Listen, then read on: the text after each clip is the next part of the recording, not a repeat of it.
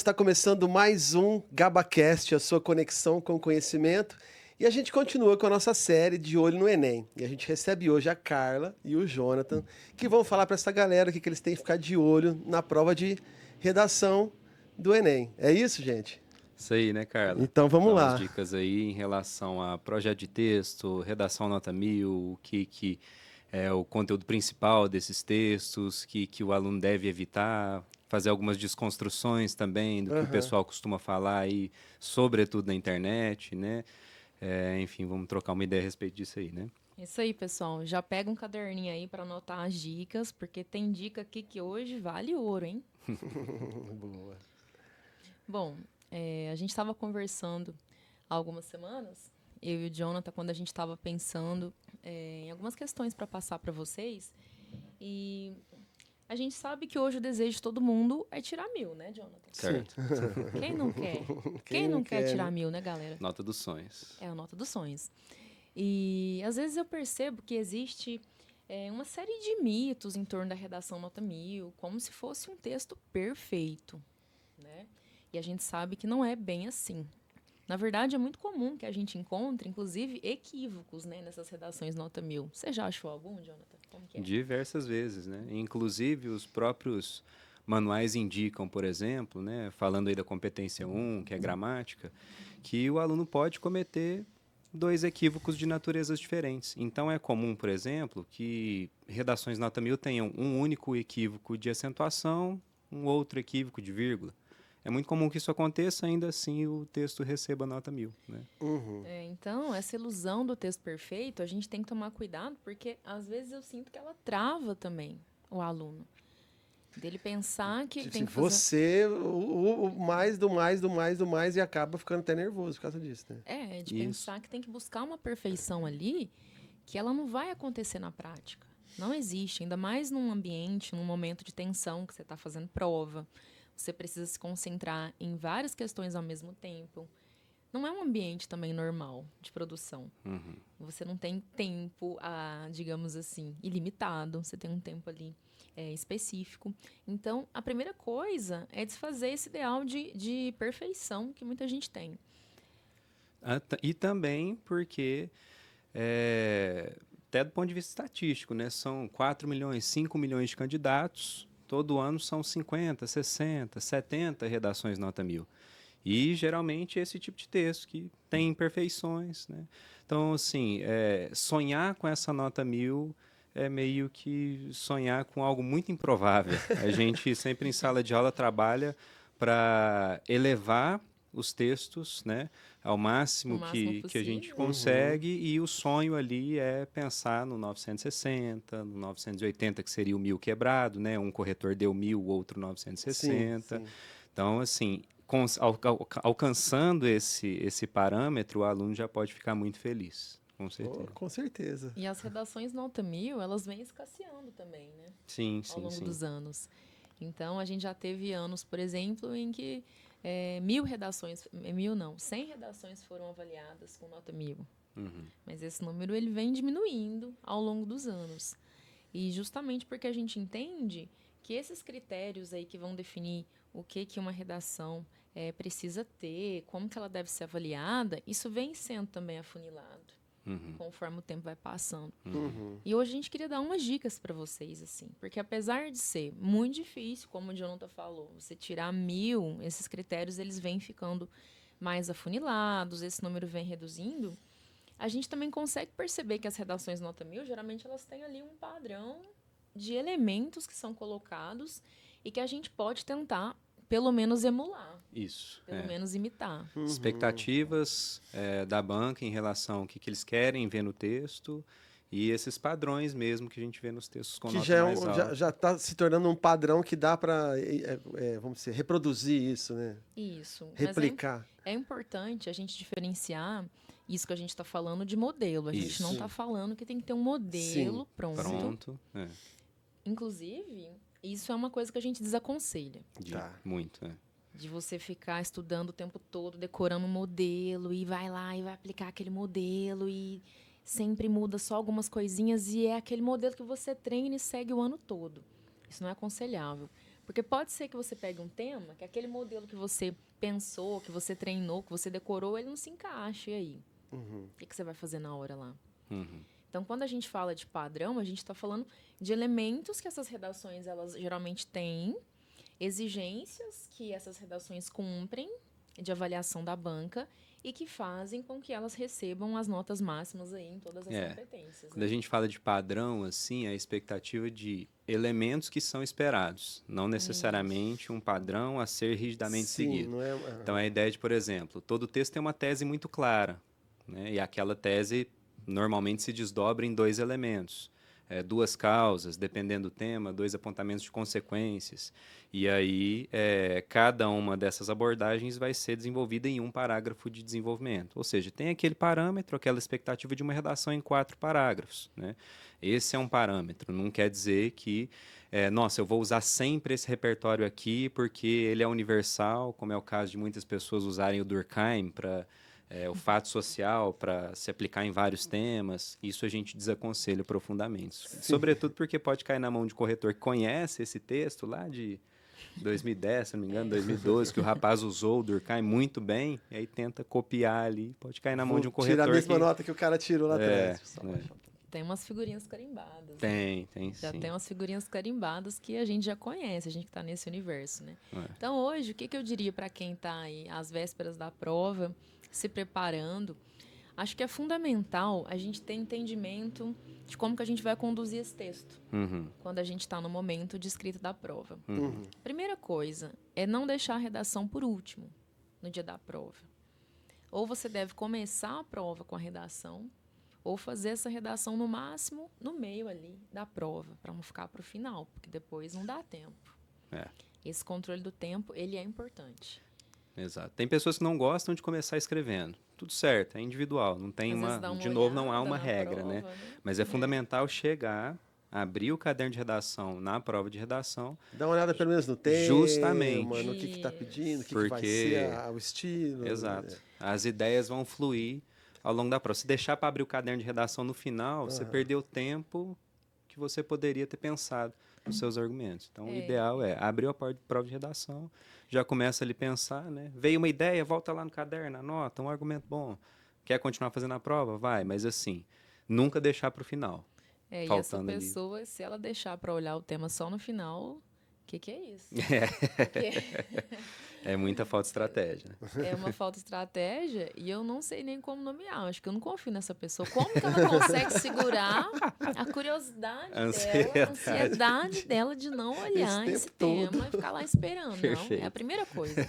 Primeira coisa, a gente abre lá e já olha. O que a redação vai pedir, né? O que é o tema da redação. Exato. E aí, em seguida, é fazer um planejamento, fazer um projeto de texto. Projeto de texto. Todo mundo, né, todos nós aqui da equipe de redação, a gente sempre está batendo na tecla do projeto de texto. Porque, realmente, um texto sem projeto, o corretor consegue identificar. E, às vezes, eu vou conversar com os alunos, eles falam assim, mas como que você sabe que a gente não fez o projeto? Se o projeto a gente faz no rascunho ou faz na mente, né? Como que sabe? Muita gente faz, assim, simplesmente no pensamento, e tudo bem também. Tem gente que prefere. Tudo bem. Mas é visível, e não importa se você fez esse planejamento na sua cabeça ou se você fez no papel, é perceptível no seu texto. É o que a gente vai chamar de esqueleto, né? E como que a gente percebe? Tem a ver com o que o Jonathan falou.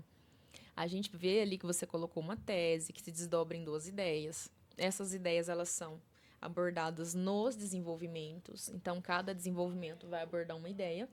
E depois, essas problemáticas, elas precisam ser solucionadas. Tem uma conclusão. Na conclusão tem a expectativa da proposta de intervenção, né? Exato. Então, vamos supor que você colocou lá 3 ideias. Você desenvolveu 2. Uma ficou solta. Então, o seu projeto não foi bem feito. Não ficou fechado, né? Exato, não amarrou. Não ficou fechado. Ou então, você colocou 2 problemáticas lá no desenvolvimento, desenvolveu, e depois você solucionou apenas uma. Então, o seu projeto não está 100% adequado. Ele tem lacunas. E isso vai acarretar, por exemplo, penalização na C3, no projeto de texto. Projeto de texto. Né? 2 coisas, assim, né? Pegando esse gancho. A primeira, porque quando um texto não tem projeto, ele não atinge aquilo que a gente gosta muito de nomear de unidade de sentido. né? Aquele texto que, de fato, tem uma progressão entrelaçada, que as ideias se comunicam. Não tem como isso sair de forma aleatória. Só tem como sair se houve um projeto de texto, né? E o segundo ponto, eu gosto até de brincar um pouco, mas, para além da brincadeira, é uma humanização do processo. Porque todo mundo encara a prova de redação como, de fato, ela é uma prova, mas se esquece que, para além disso, é um contexto de persuasão, né? É um candidato que quer persuadir um ser humano a dar nota para ele, né? Aí a gente entra um pouco lá no processo da retórica. Por quê? Diferentemente do gabarito, em que você marca as questões, uma máquina vai fazer essa leitura, vai já calcular automaticamente a nota, enfim, e dar um resultado final, a redação passa pelas mãos de uma pessoa. Sim. Quem é essa pessoa? É uma pessoa cansada, uma pessoa desgastada, corrige aí, em média, 100, 200 textos por dia. Por dia.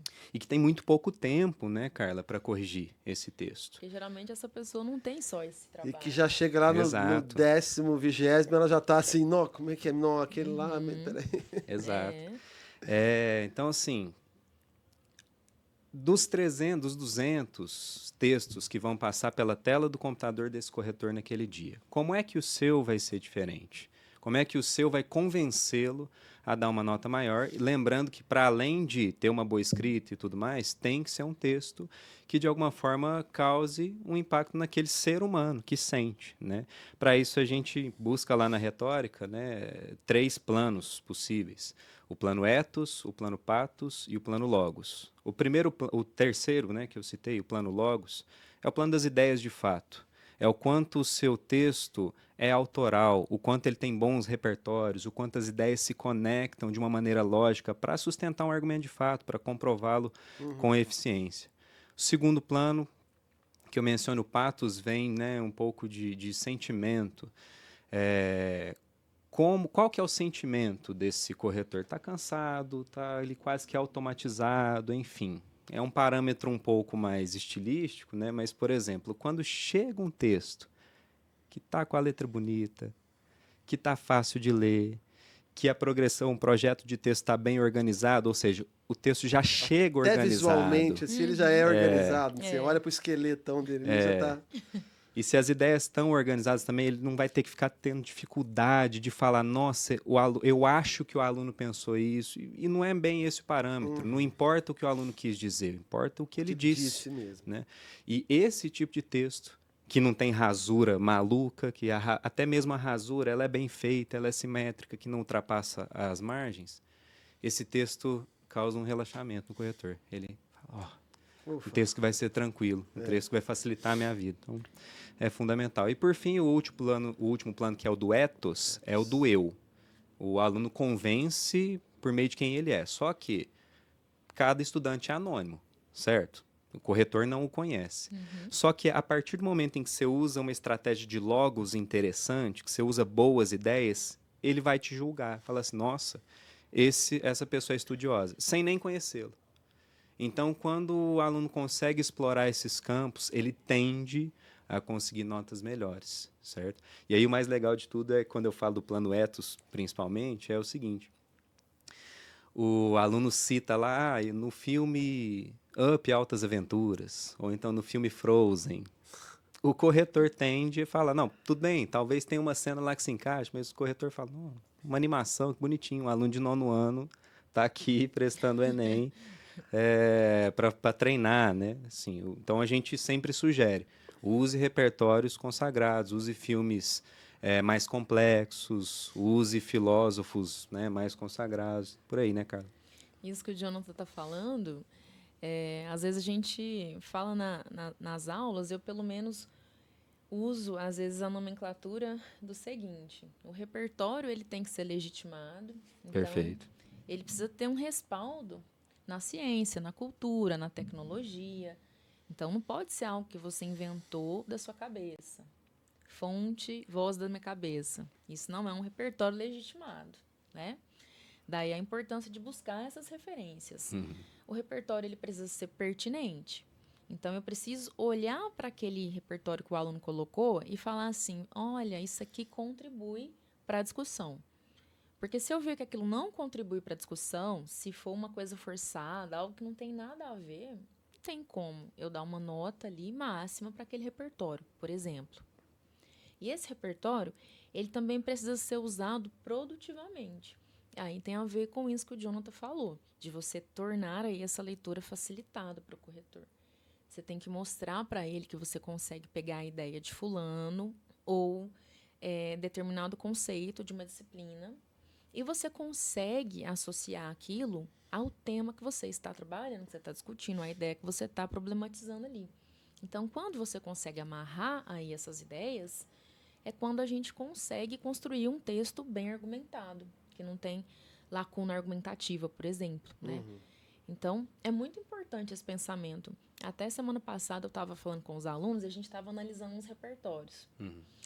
E eu lembro que teve um texto que o aluno citou um livro chamado Cidadanias Mutiladas.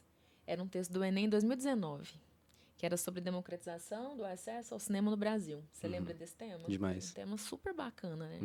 E o aluno usou Cidadanias Mutiladas, que é um texto muito bacana de uma historiadora chamada Lilia Schwartz. E tem uma coautoria, que agora eu não lembro o nome da outra pessoa, mas Cidadanias... acho que é Cidadanias Mutiladas mesmo. Mas, de qualquer maneira, o que esse repertório falava? Ele falava sobre como que a cidadania no Brasil, às vezes, ela é difícil, né? Ela usa até uma palavra lá que é bem diferente, fala das idiosincrasias que existem, das desigualdades. E aí depois ela já passava para a questão da democratização do acesso ao cinema e falava que o cinema não era democrático.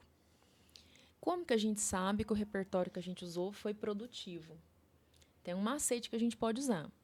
Você vai ter que olhar. Então, você vai olhar o seu repertório, vai olhar a ideia do parágrafo e vai pensar o seguinte: o que esse repertório tem a ver com a ideia do parágrafo?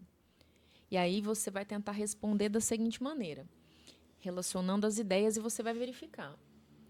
A resposta eu construí só na minha mente ou eu escrevi? Ou ela está explícita, né?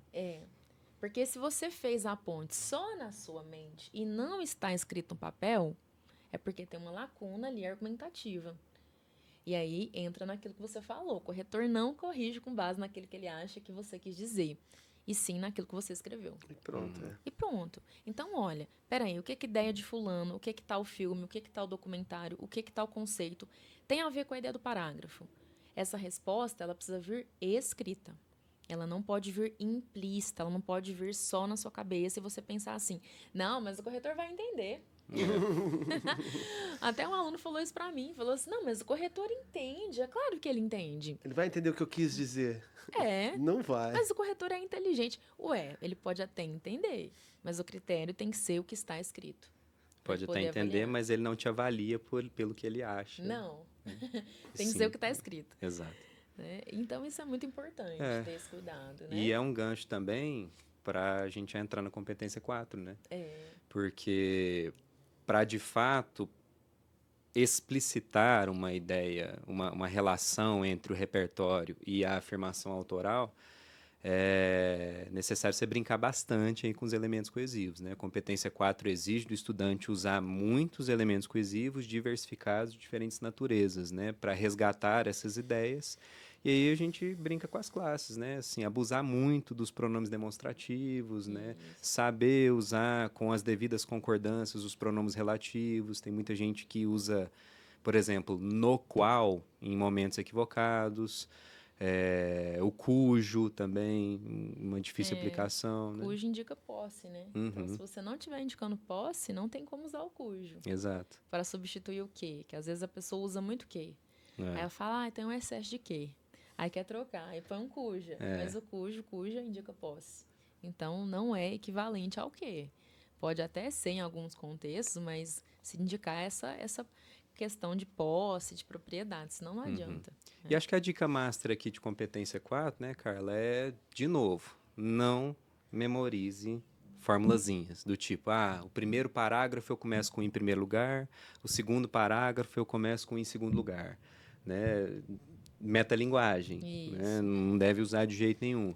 Aqui eu sempre vou usar o além disso, né? Diversifique esses elementos e saiba qual é a relação semântica que esse elemento tem com a ideia, para que qualquer texto que você for escrever, você escreva de maneiras diferentes, mas ainda assim adequadas do ponto de vista gramatical, né? Sim, dividir o parágrafo em vários períodos, né? Sim. E toda vez que fizer essa divisão, conectar esses períodos com conectivos. Então, além de ser bem empregados, eles têm que ser diversificados. A gente costuma falar que não deve repetir esses conectivos. Ah, claro, tem alguns que não tem como a gente não repetir. É o caso do que a gente está falando aqui, é o caso dos pronomes demonstrativos. Mas os outros, para que você vai repetir um portanto se tem vários outros conectivos conclusivos que você pode usar?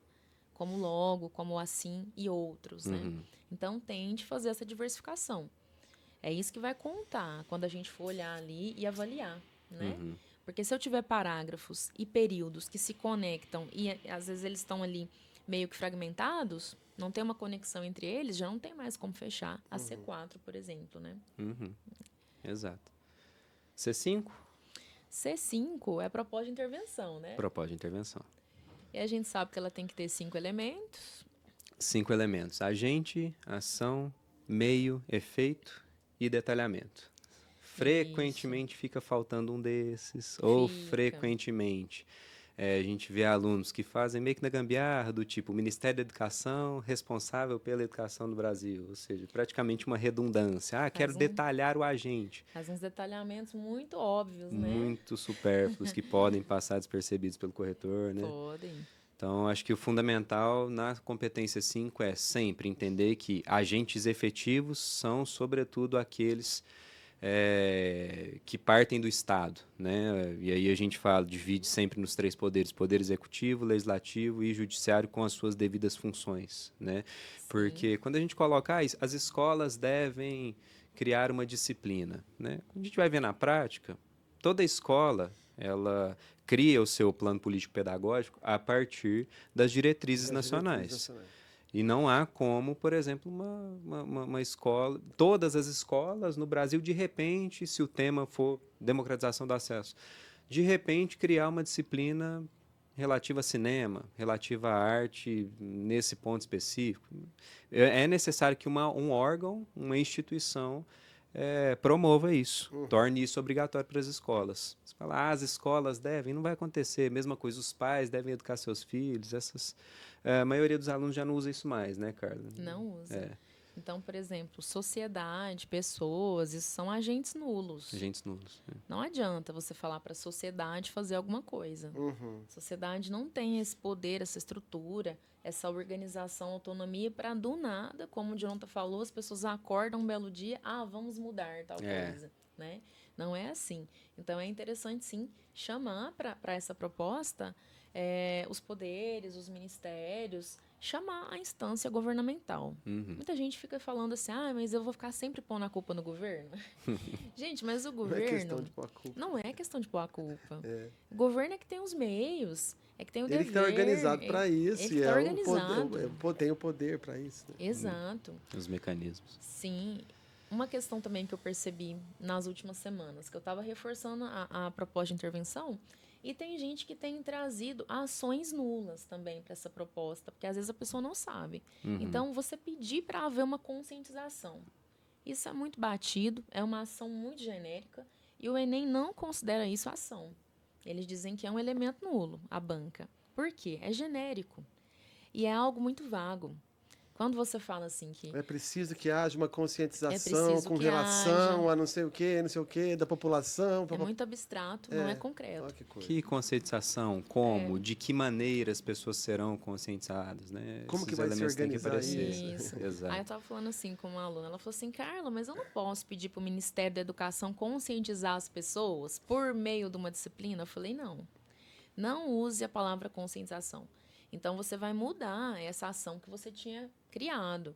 Você vai falar para o Ministério da Educação reformular a grade curricular, ou então criar uma disciplina. Ele precisa agir de maneiras mais concretas e específicas. Não pode ser algo vago, não pode ser algo assim da ordem da generalização. Do mesmo jeito que você não deve colocar verbos que não deixem claro o que vai acontecer.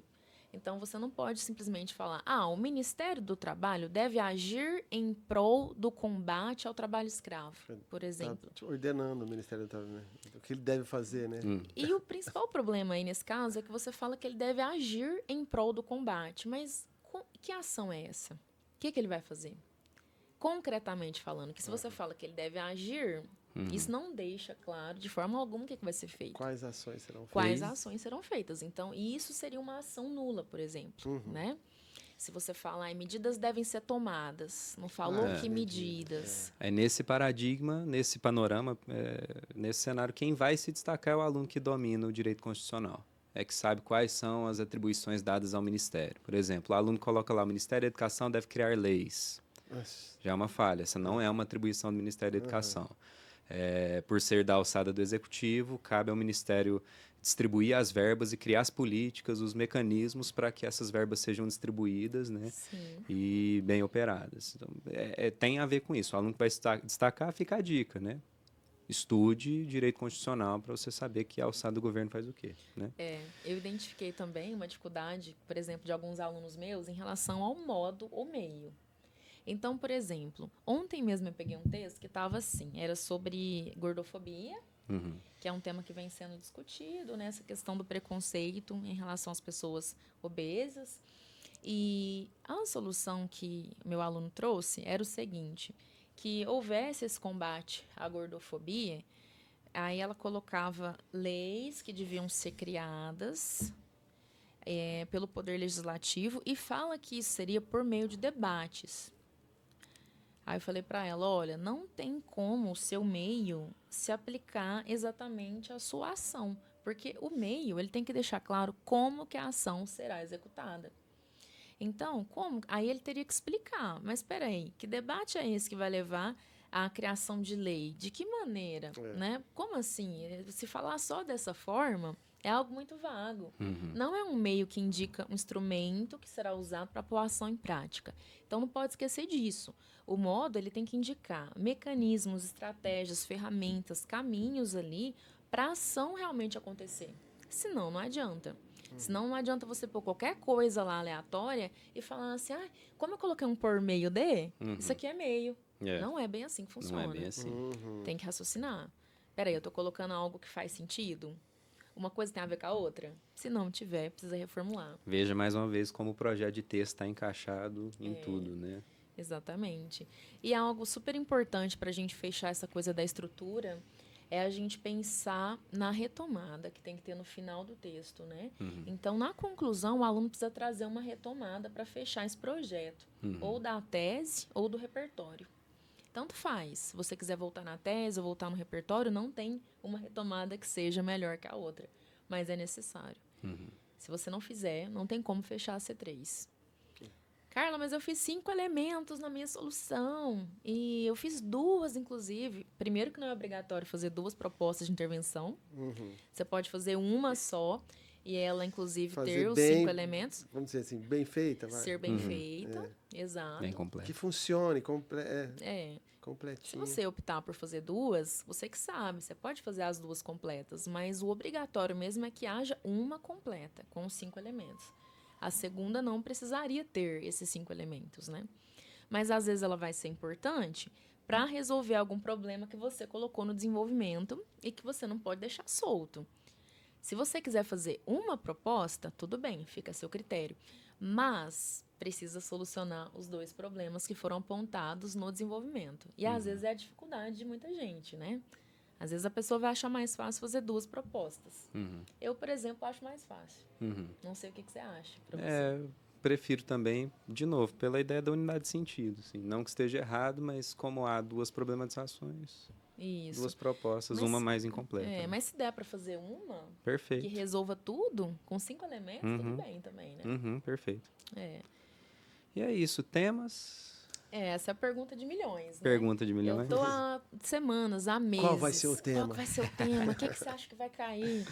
E eu ainda dei, eu não sei se sorte ou azar, de há uns anos, numa aula de véspera, eu trabalhei justamente um dos temas que estavam na prova. E foi uma sorte muito grande. É claro que não tem como a gente Você adivinhar saber isso, né? adivinhar. Saber, receber uma premonição. É. Eu tenho vários alunos aí recebendo premonições nas últimas semanas. Então, chega pra mim e fala assim, Carla, eu sonhei que o tema vai ser tal coisa. Olha. Carla, eu acho que vai ser porque eu tive um sonho assim, assim, assado. E aí, todo mundo tem Vai nessa perguntado fé aí. eu acordo de madrugada, tem um aluno na cozinha. Qual é o É. tema do Enem? Bom, não há como acertar, não tem jeito. Os professores que se promovem aí em cima desse tipo de discurso, né? Falho. Mas há sim, claro, uma expectativa, digamos assim. A gente já sabe, por exemplo, o que não vai cair. Por exemplo, já caiu em 2016, Caminhos para Combater o Racismo. É uma problemática pertinente, importante, que até hoje, né, tem reverberações no Brasil, mas que provavelmente não aparece, né, a partir da análise dos temas que já caíram. E a outra certeza certamente cairá um tema que envolverá uma problematização, ou seja, que tem a ver com um problema social. Afinal de contas, sempre há a expectativa da banca de que você construa a proposta de intervenção. Então, ela não vai te entregar um problema, uma questão solucionada, né? Vai te entregar alguma questão que pode ser melhorada, no mínimo, né? Temas subjetivos já não aparecem, né? Que são comuns nas paulistas. Isso. Então, você vai ter um problema concreto ali. E aí os debates são múltiplos, né? Assim, recentemente, aí, muito discutida a questão da inteligência artificial. Essa discussão pode entrar, por exemplo, no âmbito do trabalho, Exatamente. né, definitivamente. Os impactos né, que isso pode ter nas relações humanas, no trabalho, etc. Em tudo, né? E aí, outro universo mais semelhante, trabalho. Muito se discute recentemente o trabalho escravo contemporâneo, né? As pessoas na situação basicamente de privação dos direitos humanos mais básicos, né? Tal como moradia, acesso ao alimento, né? Acesso à dignidade. Então, o caso da vinícola recente, né? As pessoas ali em situações degradantes. Então, outra discussão possível. O fato haverá alguma situação nesse sentido. De uma problemática discussão social, sem dúvida, né?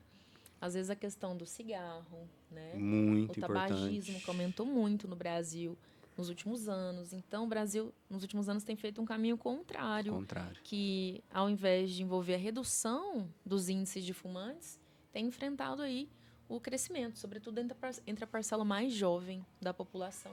Isso seduzida, não, pode falar. Não, isso porque é um caminho que estava muito bem definido, né? As políticas estavam sendo muito boas, redução nas gerações passadas desse consumo e esse discurso de glamourização voltou, né? E as pessoas estão aí diversificando os jeitos de se consumir o tabaco. Né? Sim, e hoje mesmo eu estava escutando um podcast sobre a questão dos aditivos, da briga que tem se travado aí da Anvisa com a indústria tabagista em relação a esses aditivos, dessa ilegalidade, como que esses aditivos, inclusive de sabor, são usados para atrair o público mais jovem, né?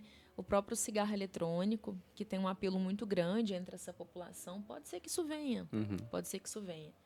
Pode ser que às vezes venha alguma questão do aumento também das doenças sexualmente transmissíveis, as infecções sexualmente transmissíveis que também aumentaram entre idosos, principalmente, entre jovens. Então, a gente tem uma parcela grande da sociedade brasileira hoje que acredita que está tudo bem, que tem cura e tratamento para todas as doenças e que não precisa mais se preocupar. Às vezes não precisa praticar o sexo seguro e que a maior preocupação precisa ser a gravidez. Não engravidar já está bom. Né? Não engravidar está bom. Né? E é justamente a pessoa que transmite para outras 10 e em cadeia progressiva aí, né? Como se não fosse uma questão muito preocupante e grave, né? Como e por serem doenças que não manifestam, às vezes, os sintomas. Então, a pessoa está com a doença, mas ela transmite sem saber, por não ter as precauções. Ah, não tô, não tenho. E aí, por essa razão, os índices têm aumentado demais. Né? Isso, doação de órgãos e sangue é possível também, um tema importante, às vezes pertinente para a gente pensar. Aí tem muita gente que fala assim, por causa do Faustão. Não, gente, quando o Faustão fez e passou pelo transplante, a prova do Enem já estava feita há muito tempo, né? Então, na verdade, vamos supor que nas últimas semanas aconteça um fenômeno aí muito diferente. Isso pode estar no tema da prova do Enem? Dificilmente. Porque essa prova, geralmente, ela é feita em junho, às vezes até antes. Então, às vezes, ela é feita no meio do ano, com bastante antecedência, né? Então, para a gente pensar em temas que foram destaque nas discussões, ou que tiveram alguma proeminência, ou que, de alguma forma, apareceram aí nas discussões até a metade do ano, que tiveram algum tipo aí de questão para a gente pensar, é importante. Então, é possível, sobre doação de órgãos e sangue. Apesar do Brasil ter avançado muito nos últimos anos, ainda tem um déficit muito grande em relação a essa doação. Tem muitos preconceitos e ideias equivocadas que ainda envolvem, né, essa temática. Quem pode doar, quem não Quem pode. pode doar. Importante a gente lembrar que no Brasil, a doação de órgãos, ela depende da autorização familiar. Ainda que a pessoa tenha comunicado em vida, né, que ela deseja ser doador, às vezes vai depender da família. E aí tem muita família que às vezes não autoriza essa doação porque não tem um entendimento real de como que funciona esse processo. Então não entende, às vezes, questões como E do quanto morte é cerebral, valioso, né, gente? coma, Né? sem dúvida. Pro outro, né? Assim. E esse tema é legal demais, porque assim, o SUS é maravilhoso, né? Os transplantes ocorrem, né? A fila é toda organizada pelo SUS, é o país que mais transplanta órgãos no mundo, né? E ainda assim tem deficiências. Ou seja, é um tema possível porque ainda que a gente seja exemplo para o restante do mundo, a gente tem coisas a resolver, né? Sim. Então, acho que é isso, né? Galera, estudem aí vários temas diferentes possíveis que vocês acham que tem a possibilidade. Não tenham Nossa redação pretensão coringa. não é acertar o Não é tema acertar aqui, o tema, viu? preparar Vocês não vocês. venham escutar esse podcast pensando que nós vamos acertar o tema da redação. Não é esse o objetivo. Não. Exato. O objetivo Prepara. aqui é assim, não interessa o tema, você vai fazer assim. Exatamente. E vocês já indicaram Isso. muito bem o que eles têm que Exato. fazer. Conheça Se a preparem. banca. Isso, revisem. Eu gosto de dizer também o seguinte, revise o texto umas 2, 3 vezes antes de passar limpo, antes de entregar a prova. Porque às vezes tem várias questões que você consegue corrigir ali no finalzinho, né? A revisão final. E nunca faça a revisão assim que você acabou de escrever a redação. Sim. Você sempre tem que esperar um tempinho Espera um ali, espera, vai fazer umas questões e depois você volta. Para ser Porque desautomatizado o É próprio mais texto. Né? fácil de ver equívocos, erros, lacunas, né? Depois que você já deu essa esfriada aí no seu cérebro, né? Exato. Então é isso, galera. Boa sorte a todos e todas. Eu espero que vocês façam uma excelente prova. Né? Então, levem em conta tudo que a gente falou, a preparação que vocês fizeram Em aí sala também de aula. ao longo do ano, né? Isso é importante. Manter a calma, fazer o melhor possível aí para Confie e vai. conseguir. É isso. Beleza, então. Obrigado, gente. Obrigado pelas dicas preciosas que vocês deram aí. Valeu. E a gente se encontra numa próxima oportunidade. E vocês em casa aí, fiquem ligados no próximo GabaCast, a sua conexão com o conhecimento. Até mais, então. Valeu, gente. Valeu, Nardo. Até Valeu, mais. obrigada. Falou.